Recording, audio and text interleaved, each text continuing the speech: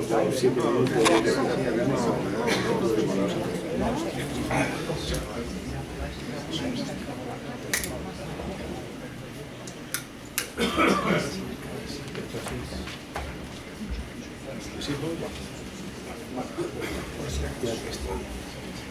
Si tenéis frío,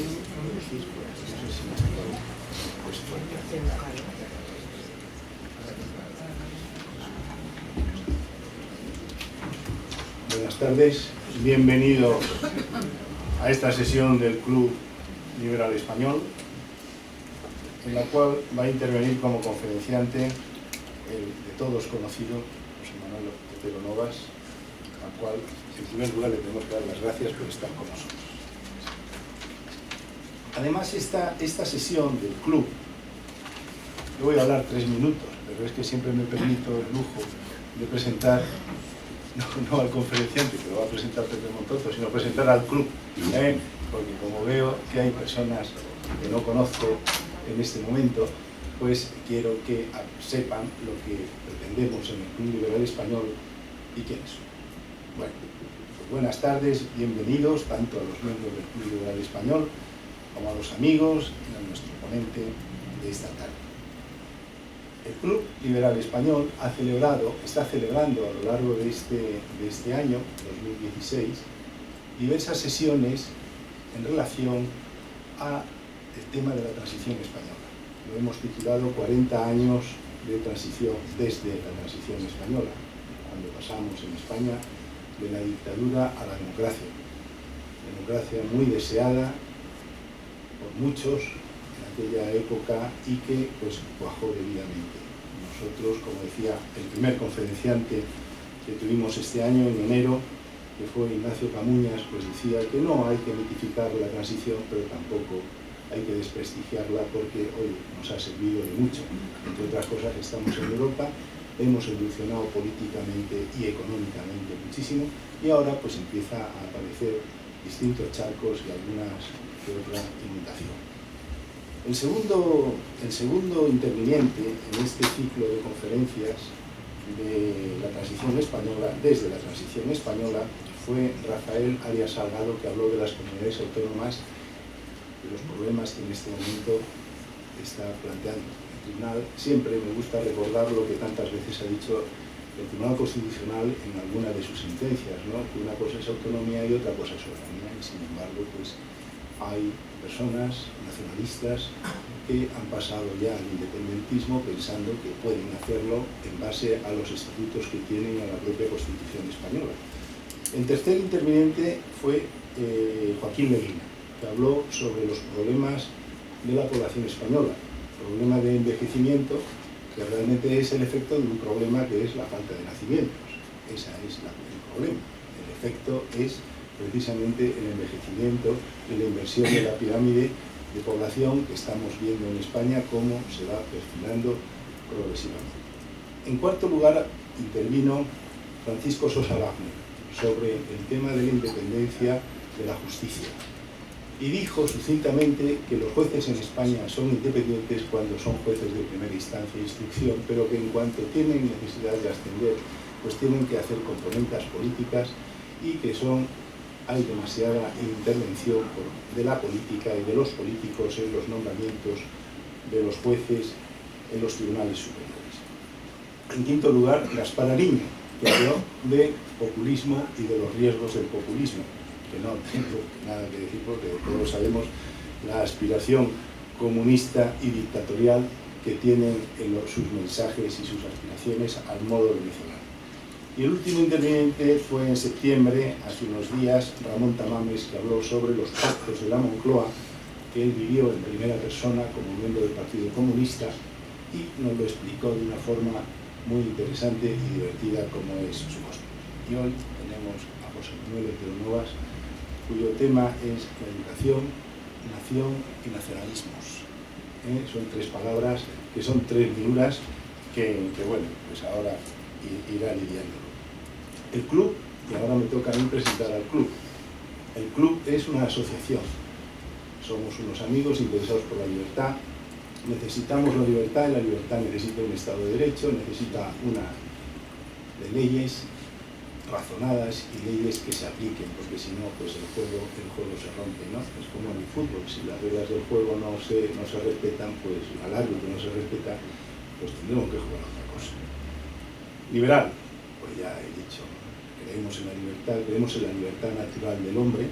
Precisamente la semana pasada, el Lute, el famoso Lute, Eleuterio Sánchez, que ahora es abogado, que vivió la cárcel, pues hablaba de la libertad como el oxígeno de una persona.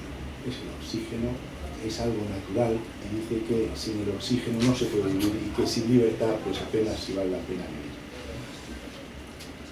Fue en un congreso llamado de Mentes Brillantes, fue muy interesante y hay acceso a través de la página web, de la internet se puede ver el contenido.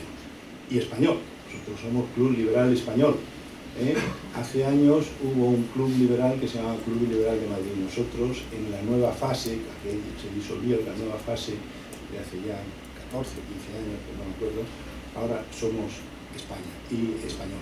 Le damos un gran valor al concepto de nación, la cual unimos a la unión como garantía de nuestras libertades y de la igualdad. Bueno, pues con ese compromiso funcionamos los miembros del club y queremos pues que este compromiso trasladarlo y que personas que tengan estas inquietudes pues se vayan incorporando y uniendo a nosotros. Y eso es lo que yo quería decir para presentar el club. Y ahora José María Montoto va a presentar al ponente. José María Montoto es vicepresidente del club, es abogado y es el presidente de una sociedad de importación, exportación, de instalaciones, ingeniería en el extranjero, y es el que va a presentar a José. Gracias. Al hilo de lo que acaba de decir el presidente, en un ciclo como el que hemos desarrollado el Club Liberal durante todo el año 2016, que lleva por título La Sociedad Española 40 años después, no podía faltar un interviniente de la categoría y de la experiencia y de los conocimientos de José Manuel Otero Novas. Presentar a José Manuel Otero Novas en un ambiente, en un auditorio como este, es una cosa completamente ociosa, pero hay que cumplir los trámites. Encierra una enorme dificultad, que es resumir en pocos minutos su larguísima trayectoria profesional y política, pero a su vez tiene una ventaja, que es que, como es conocido de todos nosotros, pues con las sílabas de su nombre y de su apellido queda ya completamente presentado. Con todo, José Manuel Otero Novas es una persona que ha tenido, como digo, una larga trayectoria profesional, abogado del Estado, inspector de los servicios del Ministerio de Economía y Hacienda, ejerció como abogado del Estado en la Delegación de Hacienda de Lugo, en la Audiencia Nacional, en el Tribunal Supremo. Como abogado en el ejercicio libre de la profesión ha tenido grandísimos éxitos en muy diversos sectores, bancarios, seguros, inmobiliarios, de energía, de transporte, hospitalario, y ha sido miembro de DIRBAN, los servicios de resolución de conflictos entre bancos, de SERVI, servicio de resolución de conflictos entre los bancos y las cajas de ahorro, y árbitro de la Corte Civil y Mercantil y Arbitraje Prima. Esto, como digo, en un extracto rapidísimo de su trayectoria profesional, pero lo que más nos interesa aquí es su trayectoria política, tan dilatada o más que la suya profesional. En el libro que tendréis la oportunidad de comprar, que no lo haya hecho ya, lo que yo viví, Memorias Políticas y Reflexiones, confiesa que desde su época de estudiante en la Facultad de Oviedo sintió inquietudes políticas y luego, cuando estuvo aquí de residente en el Colegio Mayor San Pablo Seu, donde tuvo contacto ya con la democracia cristiana, siempre, en eso ha demostrado una enorme coherencia, ha estado en el ámbito de la democracia cristiana, tomó contacto con Gil Robles y luego, fundamentalmente, con un grupo, el Grupo Tácito, que se caracterizó por sentar las bases de lo que luego vino a ser la democracia en España. Como cargos políticos, fue director general de Política Interior con Manuel Fraga Iribarne. Tenemos aquí un compañero suyo que cita en su libro, precisamente, Echeverría. Fue luego subsecretario técnico del presidente del gobierno, ya con Adolfo Suárez, ministro en los gabinetes de Adolfo Suárez en dos ocasiones, primero como ministro de la Presidencia en julio de 1977. Entonces fue cuando yo tuve el gusto y el honor de conocer a José Manuel Otero, cuando yo era jefe de gabinete del ministro Ignacio Camuñas, ministro sin cartera, que tuvo que acogerse a la ámbito de la presidencia del gobierno, del Ministerio de la Presidencia del Gobierno, y luego ministro de Educación. En poco tiempo, porque realmente lo fue solo 18 meses, pero en una época fundamental, porque fue el desarrollo de la ley orgánica de centros escolares. Aquella época, aunque no fue excesivamente larga en el tiempo, era vertiginosa en sus consecuciones. La primera legislatura, propiamente dicha, la primera legislatura ordinaria, después de la primera constituyente, fue una época de desarrollo orgánico de la Constitución. Recuerdo que entonces era yo jefe de gabinete del presidente del Senado, los proyectos de ley que había que estar permanentemente informando y fichando fue enorme. Para cualquier aficionado al derecho y a la política fue una época, aquellos 4 años, fue una época verdaderamente apasionante. Y luego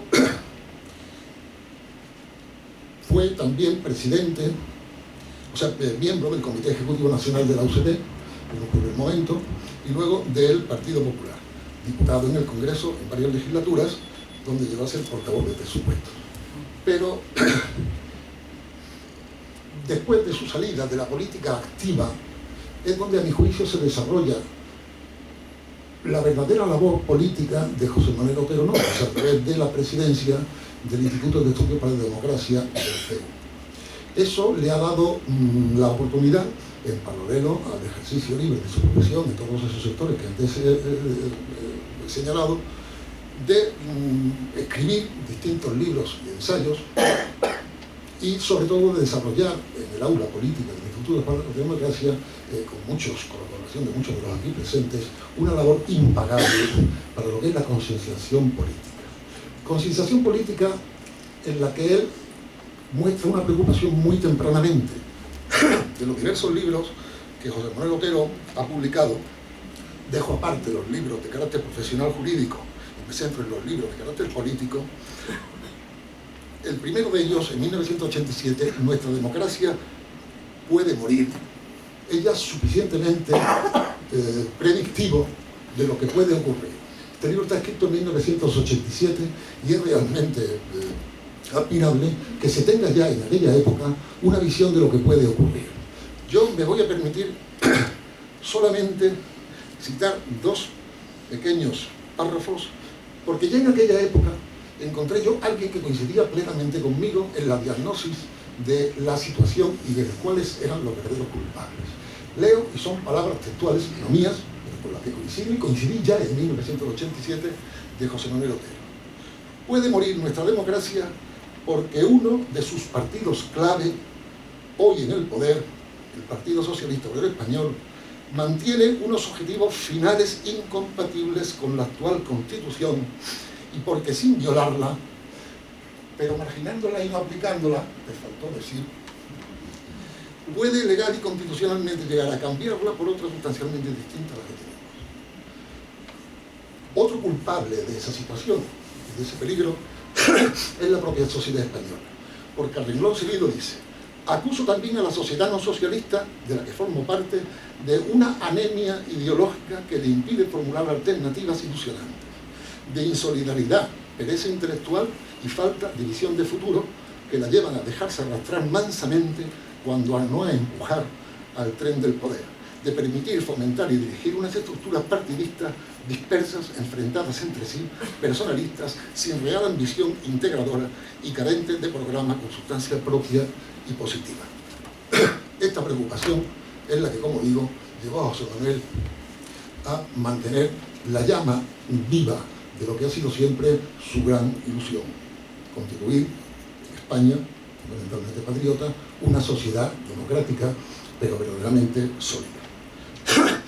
Eso lo ha hecho, aparte de estas cuestiones del Instituto de la Democracia y del aula política, a través de la publicación de diversos libros de ensayo, como el Defensa de la Nación Española frente a la exacerbación de los nacionalismos y ante la deuda europea, el tema de los nacionalismos, otro tema recurrente en José Manuel, y del peligro que ello podría conllevar, fundamentalismos enmascarados, los nuevos extremismos, Gabriel, en 2001, al salto al Estado, España debe subsistir, de Biblioteca Nueva, en el 2005, el retorno de los Césares, que también lo tengo yo aquí, sobre el peligro que podían suponer las tendencias en un futuro próximo e inquietante, Mitos del pensamiento dominante, Paz, Democracia y Razón, y el que tienen ustedes ahí la posibilidad de adquirir por el módico precio de 22,5 €, Lo que yo viví, Memorias Políticas y Reflexiones. Este es un libro realmente interesantísimo.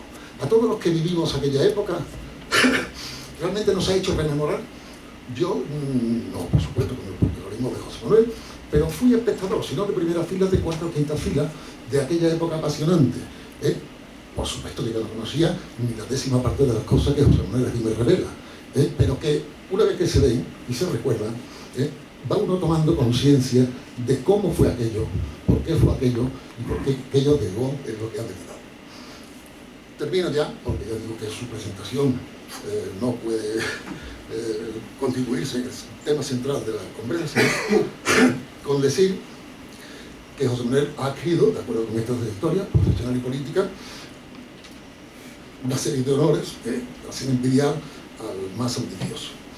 Es caballero de la Gran Cruz de 3 órdenes españolas, Carlos III, Isabel la Católica y Alfonso X el Sabio.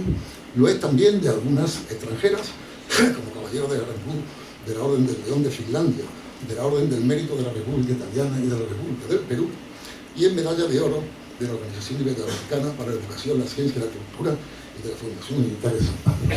En el libro que acabo de referirme, dedica al tema de la educación una 50 aproximadamente de páginas. Sé que en el breve espacio de tiempo que uno va a hablar no va a ser posible que dé tanto dato y que dé tanta información como la que da de su paso por el Ministerio de Educación los 18 meses que transcurrieron desde marzo de 1979, o 77, perdón, hasta septiembre de 1979, de 79 al 80. Por eso vamos a escucharlo con la lección y José Manuel tiene la palabra.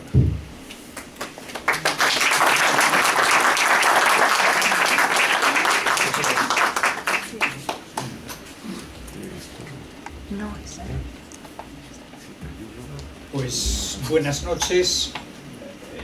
Debo agradecer, por supuesto, al Club Liberal que me dé la oportunidad de venir a charlar aquí con ustedes. Muchas gracias, señor presidente, señor secretario. Creo que está el tesorero por algún lado también. Está guardando el dinero. Muchas gracias a mi, no digo viejo amigo porque no somos viejos, pero a mi antiguo amigo José María Montoto, que bueno, que ya efectivamente, como él dice, ya trabajamos juntos en la UCD y seguimos trabajando juntos al día de hoy en muchas cosas, de tal manera que para mí es un placer que me haya presentado. Muchas gracias por esa lectura que haces de mis trabajos. Y muchas gracias a todos ustedes por estar aquí esta noche conmigo. Hay amigos a los que veo con frecuencia y se lo agradezco mucho que me aguanten una vez más, pero hay también viejos amigos que aparecen, Juan Echevarría, a lo mejor 20 años que no lo oí, se viene de Barcelona a escucharme. Muchas gracias, Juan.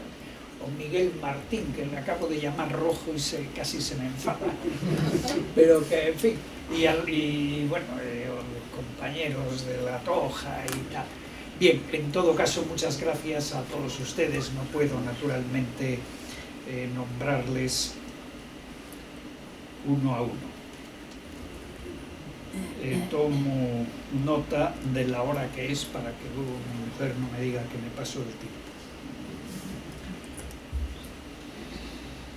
El sistema educativo tiene un grave problema derivado de su capacidad para transformar la sociedad en el medio plazo.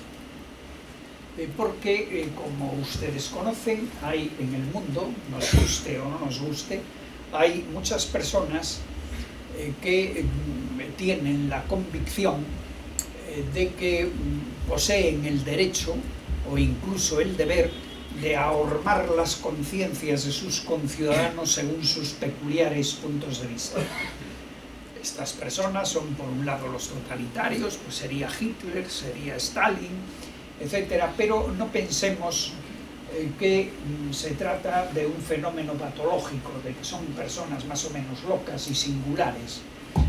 Probablemente muchos de los grandes filósofos de la humanidad de todos los tiempos, por ejemplo Platón, por ejemplo Hegel, han tenido esta concepción impositiva de la vida y de sus propias ideas. No es un fenómeno antiguo, es un fenómeno que se ha dado en la antigüedad, por supuesto, que se ha dado en el siglo XX, que se está dando en el siglo XXI y se seguirá dando en el siglo XXII. Y no se nos ocurra tener la ilusión ingenua de que la democracia nos inmuniza frente a este problema.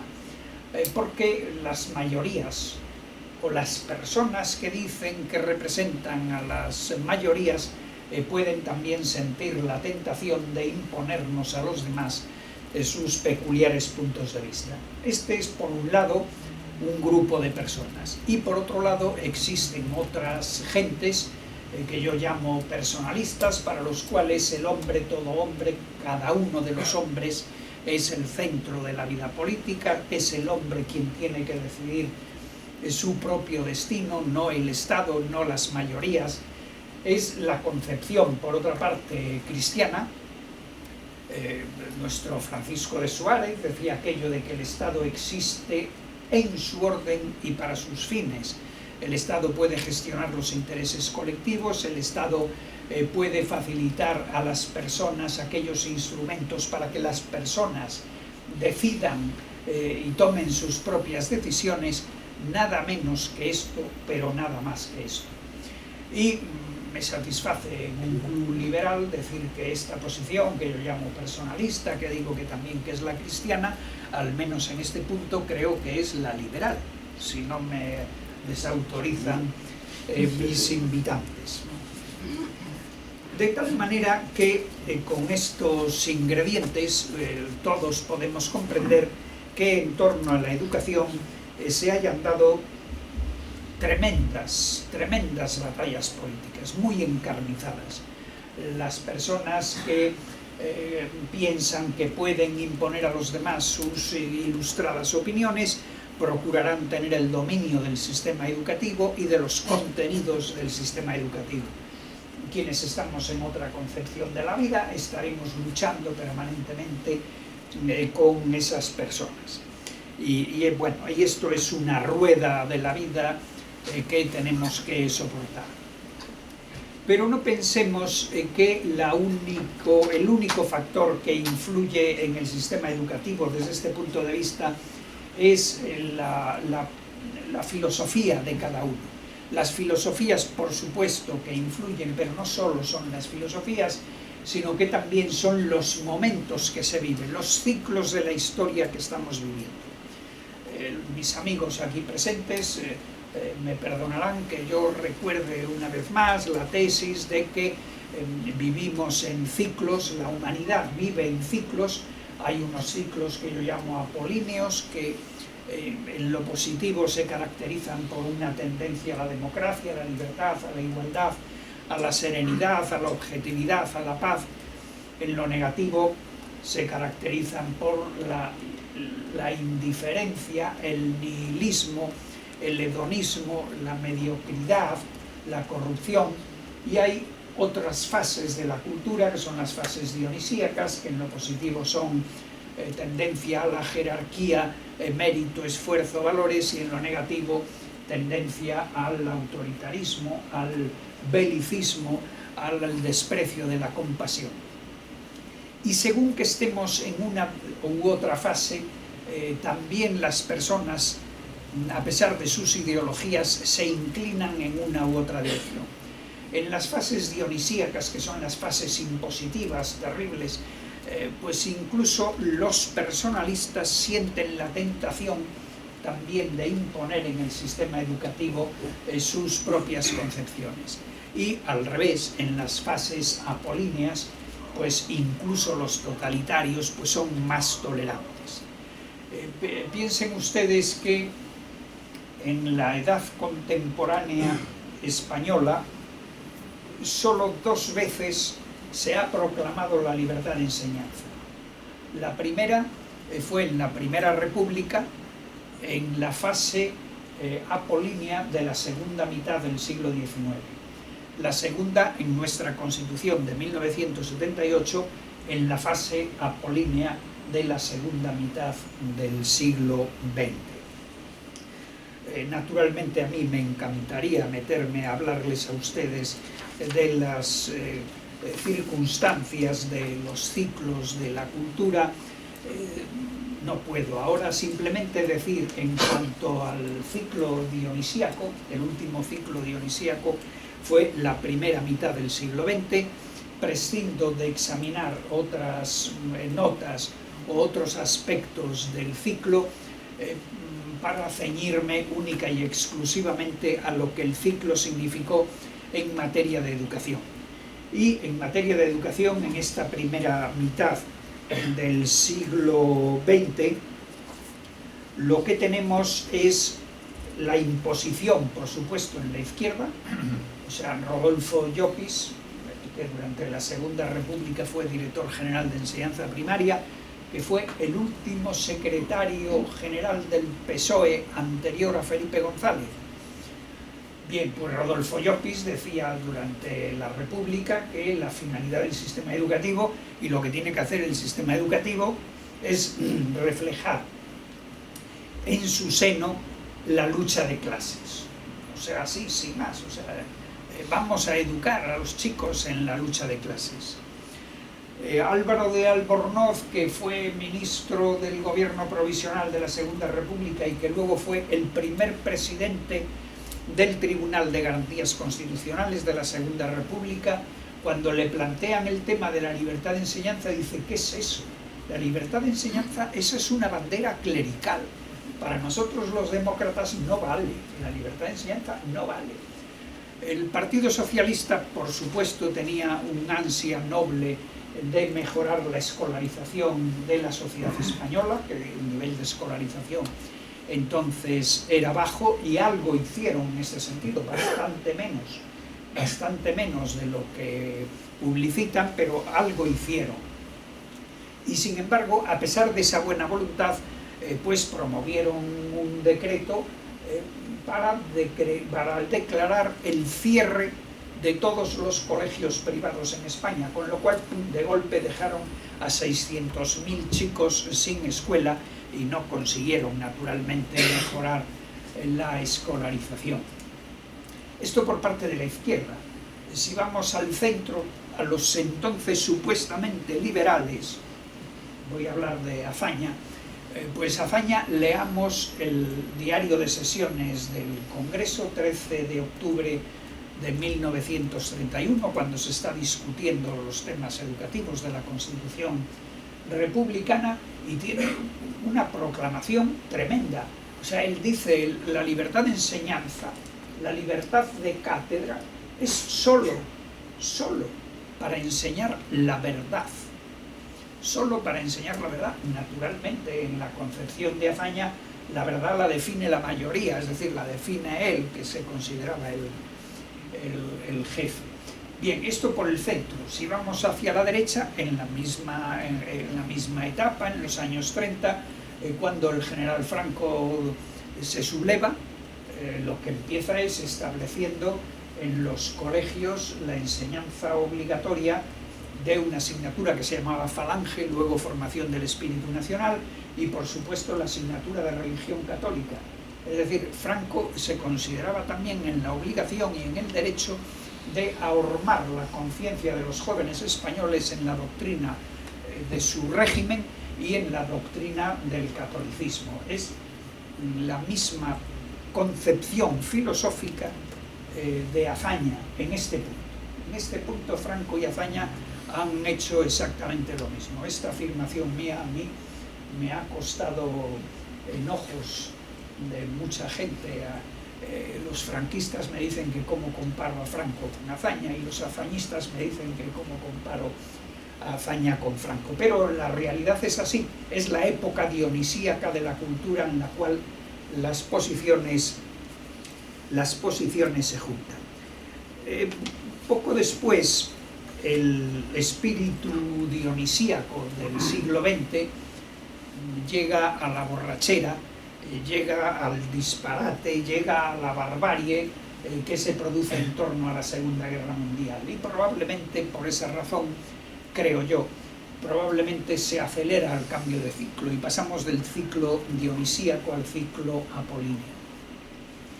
En materia educativa, para hablar ahora solo de materia educativa, sería precioso poder entrar en otros aspectos muy divertidos, pero por hablar de materia educativa y cultural, en este nuevo ciclo, pues recordemos el artículo 18 de la Declaración Universal de los Derechos del Hombre, que dice que toda persona tiene el derecho de exponer sus ideas, sus puntos de vista individual y colectivamente, en privado y en público. El artículo 26 de la misma declaración, que dice que los padres son quienes tienen el derecho prioritario para determinar la enseñanza de sus hijos, ya no es el Estado ni el partido, no, los padres, ¿no? Bien, esta es la nueva fase.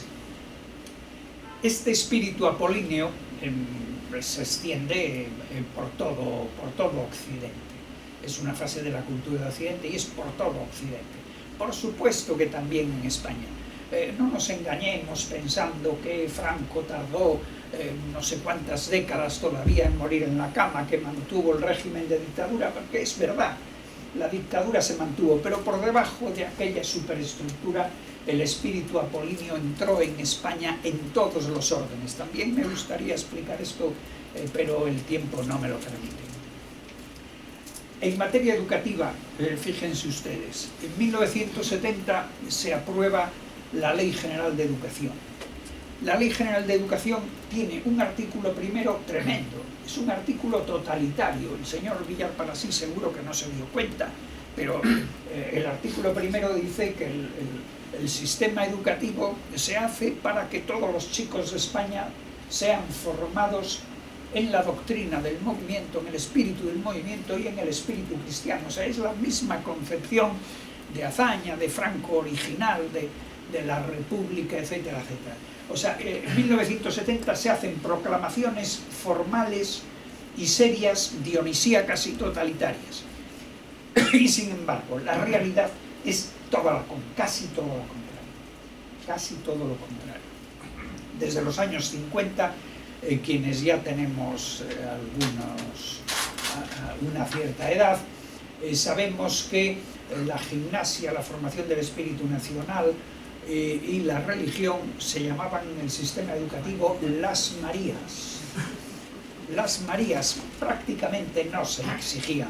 Hombre, en los colegios religiosos sí se exigía la religión, pero bueno, eso eran centros a los que ibas voluntariamente. Yo empecé mi carrera universitaria en 1956, a mitad de los 50. En mis 5 años de estudio universitario, yo puedo decir que yo asistí solo en una ocasión a una clase de religión. Y no era de religión, era de ontología profesional. Y asistí solo en una ocasión a una clase de formación del espíritu nacional, que tampoco era de formación del espíritu nacional, nos daban las leyes fundamentales del reino, o sea, era una especie de clase de derecho constitucional. Nadie se metió conmigo, no solamente nadie se metió conmigo, sino que, si ustedes me permiten la presunción, pues la universidad me dio el premio extraordinario. No me dijo, este señor no viene a la clase de religión o no viene a la clase de formación del espíritu nacional. Cuando muere Franco, quienes estamos en el poder teníamos la idea de que nos convenía hacer lo contrario de lo que hizo Azaña en 1931. Queríamos hacer una constitución por consenso.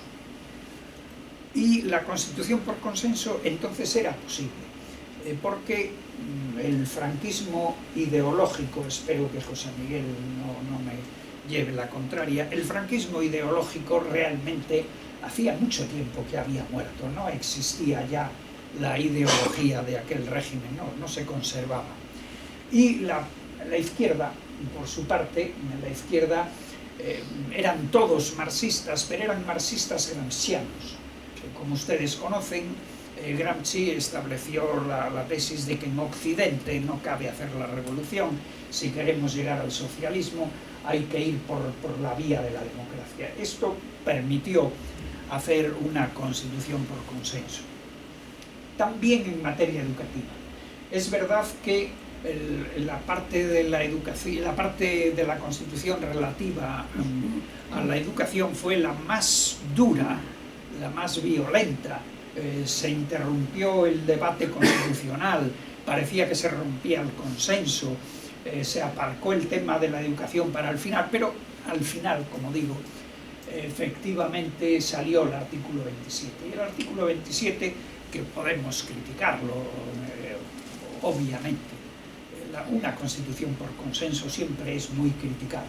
El artículo 27 también, pero en el artículo 27 se establece la libertad de enseñanza, en el artículo 27 se establece el derecho de todos para crear y dirigir centros, en el artículo 27 se establece el derecho de los padres para elegir el tipo, dice la Constitución, el tipo de educación religiosa que quiera para sus hijos. Por la integración de este artículo con otros de la Constitución, es el tipo de educación religiosa y cualquier otro tipo de educación que se quiera. Lo cual significa un planteamiento bastante liberal. Pero hay otro punto, que es el que yo esta noche quiero destacar ante ustedes y luego verán por qué. Hay otro punto que es, yo creo que más importante. En la Constitución española no se dice nunca que el sistema educativo haya de formar a los jóvenes en los valores del régimen. Eso no se dice. Lo que dice el artículo 27 es que el sistema educativo persigue la formación, el desarrollo de la personalidad en el respeto a los principios básicos de convivencia y a los derechos y deberes fundamentales. Habla solamente de un respeto. El Tribunal Constitucional tiene dos conceptos del respeto. En una misma sentencia dice, por una parte, que respetar es abstenerse de dirigir ataques abiertos o solapados, dice en un punto. En otro punto dice que, hombre, que el respeto no es solamente el respeto pasivo, exige algún tipo de respeto activo, pero en todo caso el respeto no es el adoctrinamiento. El respeto, dice claramente el Tribunal Constitucional, no exige la adhesión. El respeto no exige la adhesión. Y, además, el respeto que impone el artículo 27 de la Constitución para el sistema educativo no es el respeto a toda la Constitución, es solo a los principios básicos de convivencia y a los derechos y deberes fundamentales. O sea que realmente, según la Constitución, en los colegios podemos dedicarnos a decir: yo no creo en la monarquía, yo no creo en los decretos leyes, yo no creo en muchas cosas. Lo único que hay que respetar son unos pocos principios.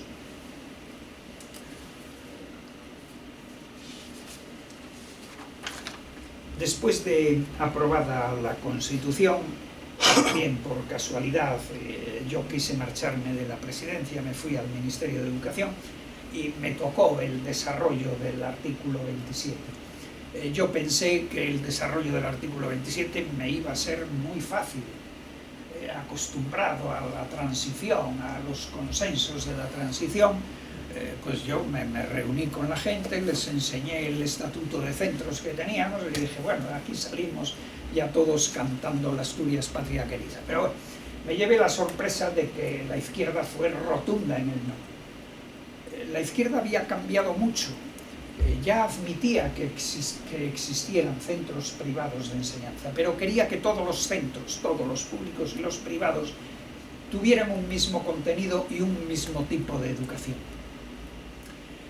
Se negaban a que hubiera centros docentes con carácter propio o con ideario, carácter propio. Cuando yo les decía, pero ¿cómo defendéis eso? Y la libertad, me decían, no, la libertad se garantiza si todos los centros, los públicos y los privados, participan del pluralismo interno.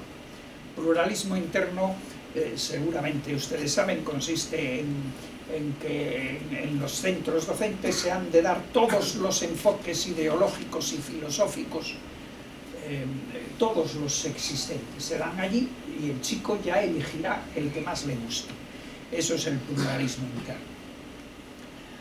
Naturalmente el pluralismo interno tiene un cierto carácter utópico, habría que distribuir las plazas de profesores por ideologías, según el peso de cada asignatura, los horarios, bueno, es prácticamente imposible, es un sueño. Pero bien, o sea, en un país democrático, quien quiera el pluralismo interno o quien quiera algo próximo al pluralismo interno, pues hay que dárselo. Pero quien quiera un sistema homogéneo de enseñanza, pues también hay que dárselo. Entonces, finalmente aprobamos el Estatuto de Centros porque no perjudicaba a nadie, se le daba a la izquierda los mismos derechos que a la derecha. Y para todo tipo de centros las ayudas del Estado se decía que serían para los chicos exactamente las mismas, fuera al tipo de centro que fuera. Tengo que decir también que hubo una oposición durísima, la moción de censura que Felipe González presentó contra Suárez, uno de sus puntos era el Estatuto de Centros, una de las causas. Fueron al Tribunal Constitucional, y cuento todo esto porque es importante destacar lo que dijo el Tribunal Constitucional. El Tribunal Constitucional no solamente rechazó que la existencia de centros docentes con carácter propio violara la Constitución, sino que dijo exactamente lo contrario. Es que se viola la Constitución si no existen en el país centros docentes con carácter propio, porque entonces no existiría el derecho fundamental a elegir el tipo de enseñanza. Eso por una parte. Pero por otra parte, el Tribunal Constitucional vino a condenar, sin decirlo, no habla del pluralismo interno, pero condena el pluralismo interno que se quería para todo tipo de centros. Dice el Tribunal Constitucional en esa sentencia que los centros públicos tienen que ser neutrales. El Estado no puede adoctrinar a los chicos, el Estado no puede elegir, los poderes públicos no pueden elegir entre las distintas opciones que caben en la vida y en la Constitución. No puede decir, pues yo voy a educar a los chicos en esto. No, el Estado no puede hacer eso. No puede hacer eso. La enseñanza tiene que ser neutral. Y la neutralidad no vale por pura compensación, que era el pluralismo interno. Ya se compensarán unas filosofías y otras. No vale. La neutralidad tiene que ser asignatura por asignatura, dice el Tribunal Constitucional, excepto naturalmente la asignatura de religión, pero porque la asignatura de religión es voluntaria, o sea, solo se le da a quien quiera darse, a quien quiera recibirla. Bien, esto quedó así, la sentencia, vino luego el Partido Socialista, ganó, aprobó la LODE. La LODE es una ley que se cargó el Estatuto de Centros Escolares. Debo decir que respetando la libertad de enseñanza. La LODE respeta la libertad de enseñanza. Lo que pasa es que la LODE, que respeta la libertad de enseñanza, no respeta la igualdad en la libertad. Y entonces al día de hoy tenemos la situación que tenemos, que es que las personas que pueden pagar la enseñanza de sus hijos, esas personas tienen total libertad. Pero las personas que no pueden pagar total o parcialmente la enseñanza de sus hijos tienen solo un grado muy pequeñito de libertad. Bueno, así están las cosas. La derecha que se había manifestado en la Castellana, una manifestación monstruo contra la LODE, en 30 y tantos años ni hizo ni quiso cambiar ni una coma de la LODE. Pero ese es otro tema. Vayamos al tema de esta noche, de lo que yo estoy queriendo hablarles a ustedes esta noche. Ya podemos entonces decir algo sobre la educación, la nación y el nacionalismo. Recuerden ustedes lo siguiente, una cosa que yo no he dicho todavía, y es que la UCD en el debate constitucional no tenía, en materia de educación, no tenía ningún problema con los nacionalismos periféricos. Los nacionalismos periféricos significativos entonces eran únicamente el PNV y Convergencia y Unión, y el PNV y Convergencia y Unión querían también la libertad de enseñanza, que era lo que pedía la Iglesia Católica. Pensemos que PNV y Convergencia y Unión eran entonces unos partidos muy clericalizados.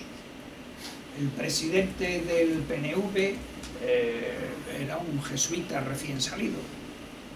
El presidente de Convergencia y Unión, espero que Juan no me lleve la contraria, pues era un muchachito de Acción Católica. Bien, y no nos plantearon ningún problema. Recuerden ustedes también, y esto sí lo he dicho yo, que la Constitución no impone la formación en ningún valor, solamente el respeto a los principios de convivencia, los derechos y deberes fundamentales. La nación española no es ningún derecho ni ningún deber fundamental, pero la nación española sí entra en los principios básicos de convivencia. Es el marco de la convivencia. Y aparte de ello, repasemos el artículo 2 de la Constitución, que dice que la Constitución se fundamenta en la nación española, indivisible, patria común, etcétera, etcétera.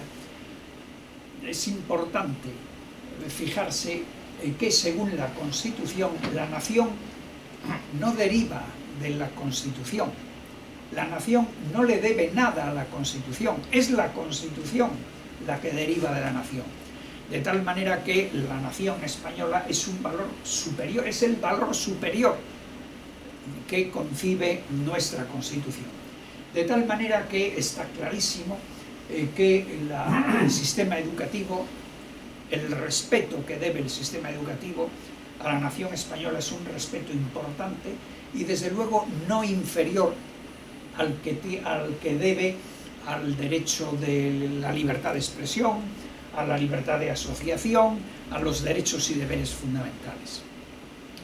También es cierto que, según la Constitución, el sistema educativo de alguna manera tiene que respetar a las comunidades autónomas, que también vienen en el artículo 2, aunque vienen con un grado sensiblemente inferior. Las previsiones de la Constitución en materia de reparto competencial son las siguientes.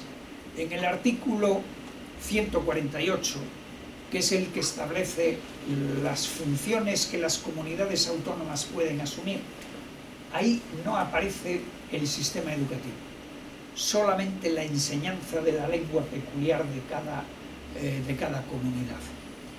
En el artículo 149.3, sin embargo, se permite que el Estado pueda transferir competencias a las comunidades autónomas en sus estatutos de autonomía. Y en el 149.1 se establecen competencias exclusivas del Estado, que por consiguiente esas son suyas y no las puede transferir. Entre esas competencias exclusivas del Estado está el establecimiento de las condiciones para la obtención y homologación de títulos académicos y profesionales. Esta formulación del 149.1.30, si ustedes se fijan, es una formulación amplísima. Por esta vía el Estado puede regularlo todo en materia educativa. Es cierto que en el artículo 149 no se habla de la alta inspección o de la inspección del sistema educativo, pero sin embargo va implícito. Si puedes establecer todas las condiciones del sistema educativo, naturalmente es que tienes competencia para vigilar si esas condiciones se cumplen. Pero además de ello, si puedes establecer condiciones, puedes explícitamente establecer que una de las condiciones es la alta inspección del sistema educativo. Este criterio constitucional inicialmente fue aceptado por todos. Fue aceptado por todos, fue aceptado por la izquierda y fue aceptado por los nacionalismos. No solamente fue aceptado, sino que cuando hicimos el Estatuto de Centros Escolares quisimos dar un pequeño paso más en favor del Estado. Y entonces pusimos una disposición adicional según la cual se dice que el sistema educativo es competencia del Estado por su naturaleza, que no lo dice la Constitución, que el Estado por su naturaleza tiene la facultad de la ordenación general del sistema educativo, luego hay unas precisiones en el establecimiento de las condiciones y luego metimos expresamente la alta inspección educativa. El Partido Socialista, como les dije antes, cuando llegó al poder derogó el Estatuto de Centros Escolares, pero es curioso que la LODE, que deroga todo el Estatuto de Centros Escolares, sin embargo vuelve a poner una disposición adicional que copia la disposición adicional del Estatuto de Centros en esta materia. Es decir, estamos todavía en una fase pacífica y favorable a las competencias del Estado. Vienen luego los estatutos. El primer estatuto de autonomía que se prepara es el Estatuto Vasco. Yo me había marchado voluntariamente de presidencia y naturalmente no podía reclamar el participar en la elaboración del Estatuto Vasco. Seguí por la prensa que mi sucesor, el ministro de la Presidencia, pues llevaba las negociaciones del Estatuto Vasco. Leí por la prensa que el Estatuto llegó a encallar. ¿Y dónde encalla el Estatuto? Pues encalla en educación. Bueno, y yo me callo, estoy en silencio, pero entonces me llama un día Adolfo Suárez y me dice: tienes que venir aquí y tienes que desatascar el Estatuto Vasco. Yo fui allí y le dije: presidente, yo te desatasco el Estatuto, pero yo no te lo desatasco con la línea que estáis siguiendo. A ver, ¿pero qué pasa? No, pues vamos a ver, que yo creo que estáis en la esquizofrenia. La posición del gobierno en aquel momento era crear dos sistemas educativos en las comunidades autónomas, un sistema estatal y un sistema autonómico. Era la idea de la Segunda República. La Segunda República fue así, o quiso ser así. Y yo le dije: mira, esto es esquizofrénico. ¿Tú crees en las autonomías? Sí, bueno, pues si crees en las autonomías, démosle la gestión del sistema educativo a las comunidades autónomas. Ya, pero me dicen que por ahí vete tú a saber lo que ocurre con el Estado. Y digo: no pasa nada, leamos lo que dice el 149.130. Tenemos la competencia para establecer todas las condiciones del sistema educativo. Tenemos la alta inspección. A quien no cumpla lo que mandamos, no le damos los títulos. Bueno, el sistema estará en nuestras manos, no hay problema. Y además, le dije yo, y además hay una cosa muy positiva con entregar la gestión del sistema educativo. Tú piensas que tienes ministros de educación, como me tienes a mí en este momento, que le tenemos que dar de comer todos los días a 5 millones de chicos. Tenemos que transportar todos los días a 5 millones de chicos. Somos restauradores, transportistas, constructores, construir todas las escuelas, con lo cual el ministro de Educación no se puede preocupar del sistema educativo. Bien, entonces quedó convencido. Vale, te dejo solo con Carlos Garaycoechea, que era el presidente del gobierno vasco. Y me dejó en su despacho, se marchó de su despacho y me dejó. Hablo con Carlos Garaycoechea, le explico mi punto de vista, le encantó, naturalmente, le encantó. Y entonces le dije: oye, la alta inspección no es una inspección etérea, es alta por la altitud de las competencias que va a inspeccionar, pero la alta inspección va a ir a los centros y va a escuchar a los profesores. Sí, claro, por supuesto. Entonces me habló él, yo no, me habló él de la lengua del euskera, para decirme, y no os preocupéis por el euskera. El euskera, como el gaélico, desaparecerá. El euskera es una lengua que muere. Yo estoy en este momento aprendiendo euskera porque nunca en mi vida supe nada de euskera. Bien. Llamó por teléfono al Palace, donde estaba reunido el Euskadi Buru Batzar bajo la presidencia de Arzallus. Naturalmente Arzallus, al presidente de su gobierno, lo tenía marcado, no le dejaba dar un paso sin su autorización. Arzallus dio el visto bueno y salió el Estatuto Vasco así. Pues, todos los demás estatutos de autonomía copiaron lo que dijo el Estatuto Vasco en materia de educación. Y yo, la verdad es que estaba tranquilo. Y yo estaba tranquilo porque tenía la ingenua creencia de que las constituciones se hacen para ser cumplidas. Y resultó que no era así. Resultó que los dos grandes partidos, la UCD y el PSOE, luego el PP y el PSOE, nunca se decidieron a hacer un pacto de mínimos en algunas cosas para evitar los chantajes, y que pues, para poder conseguir los votos de investidura de presidente de gobierno o de las enmiendas a la totalidad de la ley de presupuestos, necesitaban los votos de los nacionalismos periféricos, y se fueron dejando arrastrar por las peticiones de los nacionalismos periféricos. Hoy me piden 20 y les doy 10, mañana me piden 30 y les doy 15, y así sucesivamente, bueno, hasta llegar al despeñadero en el cual nos encontramos. Convocadas elecciones generales en 1979, se presenta en la mesa del Consejo de Ministros un proyecto de transferencia de competencias a la Generalitat de Cataluña. Y el proyecto de decreto venía en blanco.